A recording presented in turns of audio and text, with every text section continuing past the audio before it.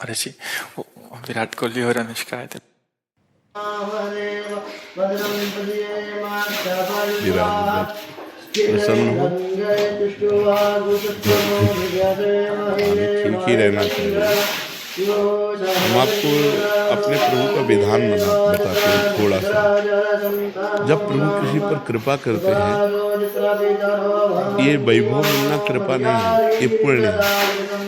पुण्य से एक घोर पापी को भी बहुत देखो, पाप करके भी उनका कोई पुण्य है जिससे वो सुकृतवश पूर्व के सुकृतवश चल रहे हैं, दया पापे। ये वैभव बढ़ना या यश बढ़ना ये भगवान की कृपा नहीं मानी जाती। भगवान की कृपा मानी जाती है अंदर का चिंतन बदलना, जिससे आपके अनंत जन्मों के संस्कार भस्म होकर और अगला जो है बड़ा उत्तम होगा। अंदर के चिंतन से होता है, बाहर से कुछ नहीं होता। महत्व अंदर का चिंतन। अच्छा, अंदर का चिंतन हम लोगों का स्वभाव बन गया बहिर्मुखी। बहिर्मुखी मतलब बाहर यश कीर्ति लाभ विजय, इससे हमको सुख मिलता है। अंदर से कोई मतलब नहीं रखता, कोई विरला ही अंदर से। अब क्या होता है, भगवान जब कृपा करते हैं तो संत समागम देते हैं, फिर दूसरी जब कृपा होती तो विपरीतता देते हैं, और फिर अंदर से एक रास्ता देते हैं। ये मेरा रास्ता है, ये परम शांति का रास्ता है, ये शांति का रास्ता नहीं। भगवान वो रास्ता देते और जीव को अपने पास बुला लेते हैं। बिना प्रतिकूलता के संसार का राग नष्ट नहीं होता। किसी को भी वैराग्य होता है तो संसार की प्रतिकूलता देखकर वैराग्य होता है। सब कुछ हमारे अनुकूल है तो हम आनंदित होकर उसका भोग करते हैं। जब हमारे ऊपर प्रतिकूलता आती है तब ठेस पहुंचती है कि इतना झूठा संसार, तो अंदर से भगवान रास्ता देते हैं। ये सही है। भगवान बिना प्रतिकूलता के इस संसार को छुड़ाने का कोई भी औषधि नहीं रखी।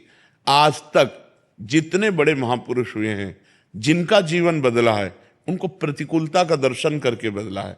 तो कभी प्रतिकूलता आए तो उस समय आनंदित हो कि मेरे ऊपर अब भगवान की कृपा हो रही है, कि मुझे सतमार्ग में चलने की प्रेरणा मिल रही है। अगर सतमार्ग छूटा हो, ये सब तो एक सेकंड के लिए आप विचार कीजिए। अब अपना सुधार कर लो, अपने जीवन को सत्य में ले आओ, तो अगला जो होगा वो बहुत जोर का होगा। चाहे जन्म हो तो श्रीवान कुलवान धनवान वैभव संपन्न ऐसे, और भक्ति की अनुकूलता, भक्ति की अनुकूलता। खास बात श्रीवान धनवान कुलवान नहीं, खास बात भक्ति की अनुकूलता। अगर इस जन्म में भगवत प्राप्ति नहीं हुई तो भगवान श्री कृष्ण ने गीता में कहा है कि मेरे भक्त का नाश नहीं होता।